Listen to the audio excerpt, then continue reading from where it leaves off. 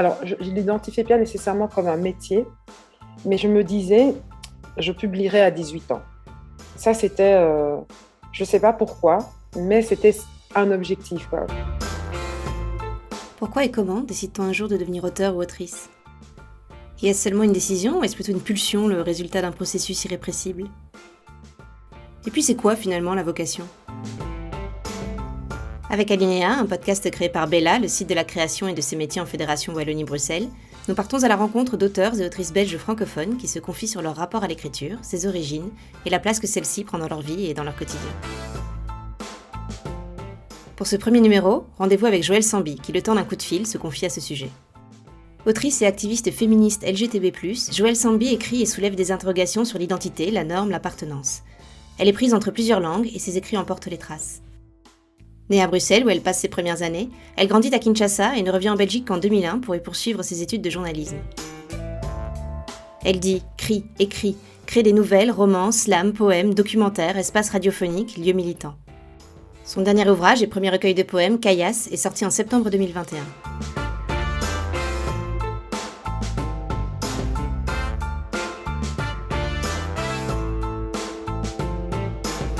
Je suis Aurore Engelen et vous écoutez Alinéa.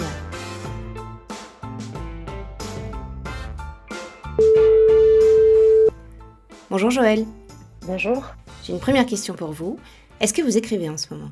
Oui, j'écris beaucoup, pas nécessairement ce que je souhaite écrire, mais pas nécessairement de la fiction ou de la poésie, mais j'écris pas mal, oui. Parce que j'ai des comme un peu tous les artistes, j'ai des dossiers à rendre, ce genre de choses. Donc et puis je travaille sur un prochain spectacle, mon premier spectacle et donc ça demande, une écriture qui n'est pas de la poésie, qui est encore une autre forme, c'est sur scène. Donc il y a quelque chose, d'assez, particulier et différent dans cette manière d'écrire, pour la scène, quoi. Et est-ce que vous vous souvenez, j'imagine que oui, du dernier mot ou de la dernière phrase que vous avez écrite? La dernière phrase que j'ai Vraiment? La dernière phrase que j'ai écrite là, à l'instant, avant de commencer cette discussion avec vous, c'était, je me réjouis, de ce projet qui prend forme, parce que c'était un mail. Ce qui est aussi une forme d'écriture en soi.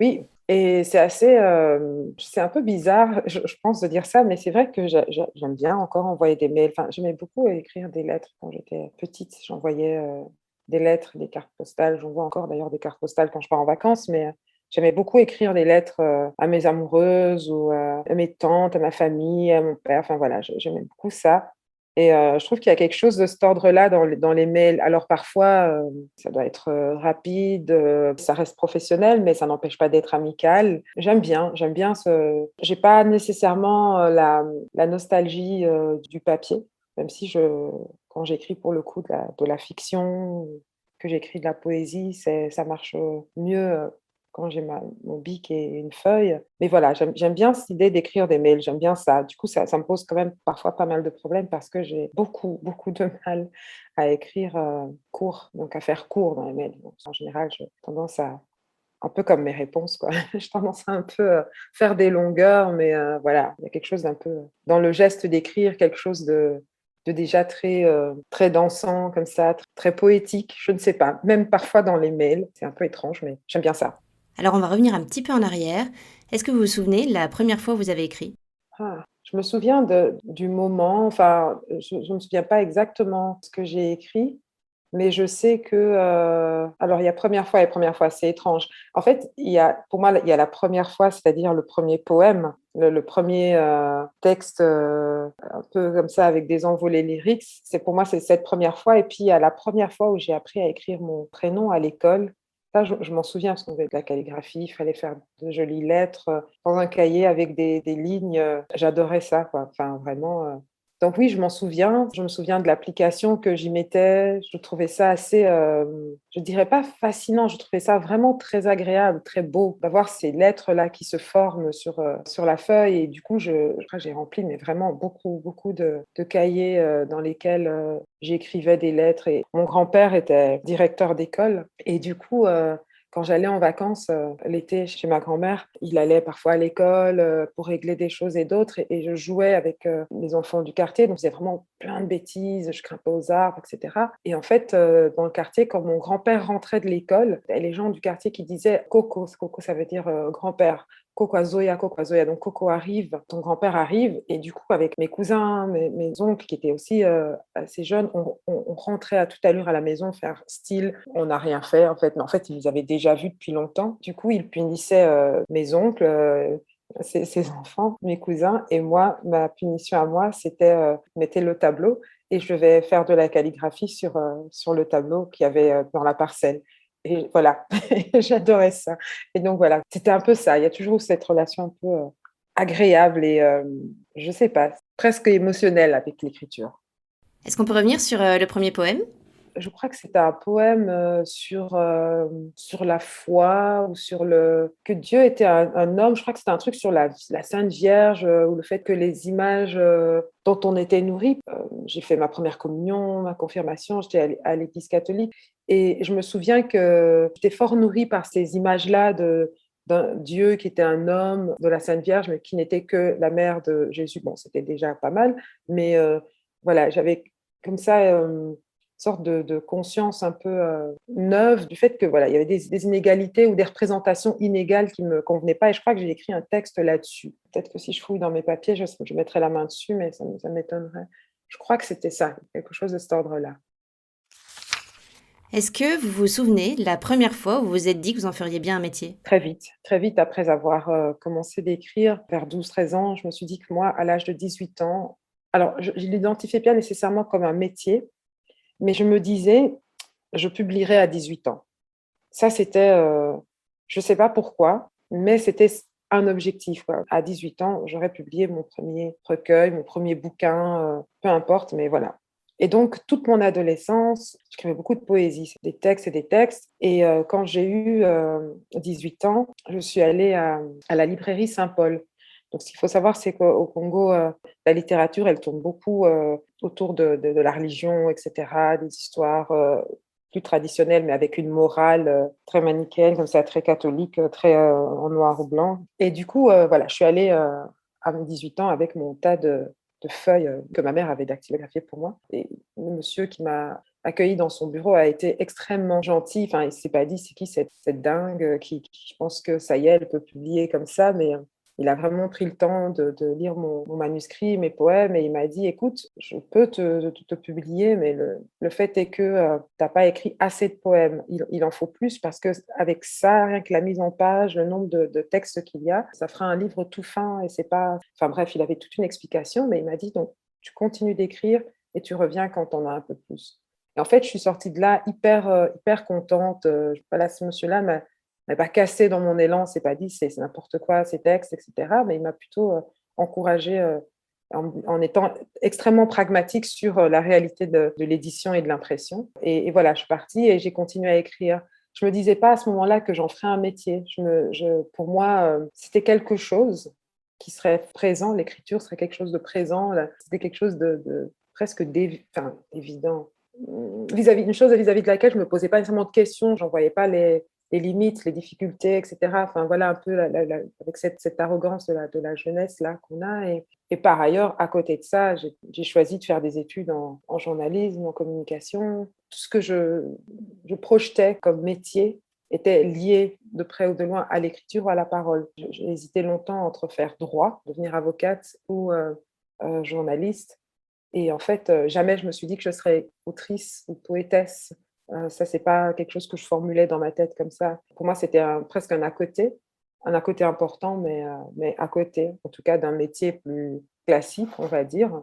Et j'ai choisi de faire des études en communication, donc j'ai plutôt été vers la presse écrite et audiovisuelle, tout simplement parce que je me suis dit que pour être avocate, il faudrait retenir plein de textes de loi, et je trouvais ça vraiment extrêmement chiant, en fait.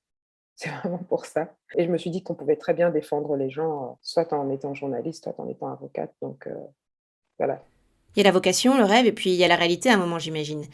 À quel moment est-ce que vous vous êtes dit, ça y est, finalement, c'est ça mon métier, d'être autrice ou poétesse? Et d'ailleurs, est-ce que vous vous l'êtes seulement dit que c'était un métier pour vous? Oui, c'est un métier. Je pense que ça Ça fait pas longtemps que je me le dis, mais ça, c'est parce que j'ai d'abord suivi la voie très classique, on va dire, qui est de revenir en Belgique, faire des études, trouver un travail. J'ai continué à écrire. Disons que l'argent que je touchais à la fin du mois, c'était lié à mon travail en tant que chargée de communication, etc. Et très peu en tant qu'autrice, parce que en tout cas, j'ai publié en 2007, quand j'ai publié mon premier roman. Même à ce moment-là, je ne me suis pas dit je vais en faire un métier. C'est-à-dire que vraiment, ça a toujours été presque une vie concomitante, comme ça, une activité parallèle à celle qui était plus, j'allais dire normale, mais ça n'a absolument pas rien à voir avec la normalité, mais voilà, classique. Et donc, il a fallu que je brûle, en fait. Il a fallu que j'ai ce burn-out que j'ai en 2015 et que, voilà, je me dis, il faut que j'arrête le salariat, il faut que j'arrête ce travail-là qui me bouffe, en fait, et qui m'empêche même d'écrire. Il faut que j'arrête ça pour tout doucement grappiller, prendre plus de place, plus d'espace, m'affirmer davantage, on va dire, dans la sphère artistique.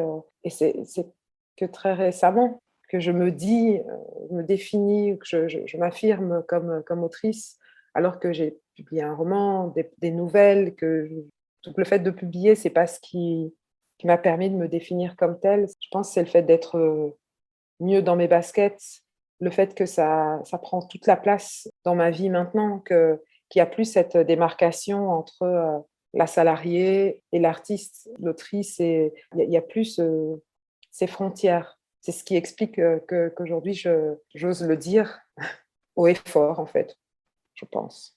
Alors justement, on va s'intéresser un petit peu à la place que l'écriture prend dans votre vie de tous les jours. Et pour commencer, est-ce que vous écrivez souvent? Euh, Pas assez. J'écris pas souvent. J'ai aucune discipline d'écriture, par exemple. J'ai bien essayé d'avoir comme ça une sorte de rythme en me levant le matin, écrire de telle à telle heure. Et en fait, ça fonctionne pas. Au bout d'un moment, déjà, mon écriture n'arrive pas. Ou quand elle arrive, j'en suis pas satisfaite et ça me déprime. Et en fait, j'ai absolument aucune discipline d'écriture. C'est assez effrayant parfois parce que parfois je dois écrire, il faut que j'avance. Donc le besoin, il est là, du coup, j'ai parfois des multitudes de feuilles et de papiers, de bouts de textes à gauche, à droite, et puis que je rassemble comme ça. Et puis après, voilà. Sur une journée, je vais écrire une ligne, 3 phrases, ou 2 pages, ou 10, rarement 10 d'ailleurs. Mais voilà, c'est toujours la fulgurance, c'est quand ça me vient, comme ça me vient au moment où ça me vient, et d'où le fait d'avoir toujours un bic, un petit carnet dans mon sac sur moi, chez moi à la maison, il y a une multitude de carnets. Et par contre, le pendant, c'est que je m'astreins comme ça à des périodes sur X mois. Je vais me dire, voilà, là, je pars, c'est une semaine où tu es parti, c'est 2 semaines où tu te coupes de tout, et tu mets à plat, tu écris, tu avances. C'est vraiment un peu comme ça que je fonctionne. Et parfois, quand je n'ai pas la possibilité de m'éloigner comme ça, ou de m'enfermer pour écrire, j'écris la nuit. Ça, par contre, c'est quelque chose qui fonctionne assez bien. C'est que j'écris la nuit. Enfin, pas nécessairement quelqu'un qui a besoin de beaucoup de sommeil. La nuit, j'ai l'impression que c'est là que c'est le meilleur moment pour moi. Est-ce que vous avez des lieux de prédilection pour écrire? Est-ce que vous pouvez écrire au milieu du monde ou est-ce que vous avez besoin d'être isolé? J'avoue que là, pour le coup, c'est plus classique. C'est-à-dire que, bon, chez moi, là, dans mon appart, alors que j'ai 2 bureaux, mais j'écris sur la table de la cuisine, ce qui est quand même assez particulier. Mais je pense que j'ai en face de moi, je me mets de l'autre côté, donc dos à la cuisinière. Et en fait, en face, j'ai mon bureau. Et sur le bureau, il y a une immense photo de j'oublie cette artiste belge qui a fait une sorte de patchwork avec des photos de Kinshasa. Et donc, c'est un énorme poster. Et de loin, on a l'impression que c'est une même image. Et quand on se rapproche, c'est à chaque fois une petite photo d'un lieu à Kinshasa. Enfin, voilà. Et donc, j'écris de ce côté-là, les yeux rivés sur ce tableau. Je pense que c'est une question de distance, parce que si je me mets tout près, je vois évidemment les détails, etc. Mais à distance, j'ai l'impression d'avoir Kinshasa sous les yeux. Et c'est peut-être quelque chose qui inconsciemment me nourrit, j'ai l'impression d'être à la maison. Après voilà, c'est vraiment je ne sais pas pourquoi d'ailleurs cette table de cuisine sur laquelle j'écris. Bon, il y a la tasse de café, il y a les clopes, il y a les écouteurs, du téléphone, le carnet, les boucles d'oreilles. Tout est très, à l'image de mes rituels, d'écriture très épars comme ça, très éclatés. Au milieu du monde, quand, je suis dans le tram ou que je m'assieds à une terrasse. Là, c'est en général, c'est maintenant j'ai arrêté ça. Avant, j'écrivais sur les cartons de tram, l'étiquette tram, qui était, jaune, bleu comme ça de la Stib. Maintenant, parfois j'écris sur les pochettes de mes feuilles de cigarettes ou dans mes carnets. Ça va dépendre. Ça va dépendre de ce que j'ai sous la main. Bon, j'ai arrêté avec l'étiquette tram parce que après, quand tu as l'impression d'avoir écrit la phrase qui va bouleverser ton existence d'autrice et que tu perds le ticket, tu as un peu mal. Est-ce qu'on peut parler un petit peu de vos outils d'écriture fétiches? Tout à l'heure, vous parliez de carnet. Est-ce que ce sont toujours les mêmes? Est-ce que vous en avez plusieurs? Est-ce que vous avez d'autres outils qui vous accompagnent pour l'écriture? J'avoue que les carnets, j'ai un énorme carnet dans lequel j'écris et enfin, j'en ai deux d'ailleurs, ils sont mais vraiment énormes. Et à l'intérieur desquels je n'écris que au crayon. Alors, je ne sais pas pourquoi, mais je pense que c'est parce que c'est un très beau carnet, on dirait un grimoire comme ça presque, avec une couverture, rembourrée. Enfin, c'est un truc assez dingue comme ça, et donc j'ai chaque fois l'impression de presque d'écrire des formules magiques, quand, j'écris dans ce carnet, mais je n'écris qu'au crayon. Et d'ailleurs, j'ai un crayon, que j'avais reçu à l'époque d'une de mes amies qui est un sorte de crayon, mais en forme de lance-pierre. Et je trouvais que la symbolique était assez, intéressante d'avoir, ce lance-pierre, qui glisse comme ça sur ce grimoire et peut-être que je jette des sorts aux gens, ou que je jette des vœux, j'en sais rien. Mais bon voilà, j'ai ça, c'est ce carnet-là en particulier, il y a quelque chose un peu étrange avec, cet objet-là. Mais, sinon, j'ai une multitude de carnets et chacun d'entre eux est dédié à à quelque chose de différent, quoi. Donc il y a le carnet dans lequel j'écris pour, mon documentaire, il y a le carnet dans lequel j'écris tout et rien, en fait. Il y a le carnet dans lequel j'écris pour, des choses un peu plus, on va dire militantes, liées, aux actions lesbiennes, liées aux luttes, LGBT. Enfin voilà, c'est vraiment, il y a un peu doré comme ça sur, j'aime beaucoup tout noir et j'ai un rapport un peu, précieux avec les carnets. J'aime bien pouvoir me relire, écrire, encore une fois ce geste-là de la calligraphie et cetera. Maintenant, ce qui est étrange, c'est que, je vais écrire dans ces carnets, mais quand j'ai une fulgurance, une envie d'écrire comme ça, bah, là, j'ai mon ordinateur face à moi, ben, je vais taper, sur mon ordi, ou je vais écrire sur le ticket, qu'il y a, sur ma table et pour le coup, je vais pas soigner mon écriture. Quand je m'installe, avec un carnet, là, il y a quelque chose du soin que je vais mettre à la fois à l'écriture et j'imagine du coup, aussi à la réflexion qui la précède. Et est-ce que vous écrivez en silence ou bien est-ce que vous préférez écrire en musique? Beaucoup, en musique et ça va dépendre du coup le choix de la musique. Est-ce que c'est la musique qui va modeler mon humeur et donc la nervosité de mon écriture? Je sais pas, c'est un peu un mélange, mais j'écris, parfois en silence, souvent en musique, l'un et l'autre. J'identifie le fait que quand j'écris avec de la musique, c'est que, j'ai besoin que le rythme, que la musique vienne me presque exacerber ce que je ressens, c'est-à-dire qu'elle participe de l'écriture, quoi. Par exemple, je vais mettre un disque de Kazé, ça va être du rap, ça va être des mots, ça va encore que, quand je suis d'humeur, plutôt, nerveuse ou dans la colère ou dans quelque chose de très à fleur de peau, j'essaye d'éviter d'écouter de la musique en français parce que, j'ai peur que ça me contamine.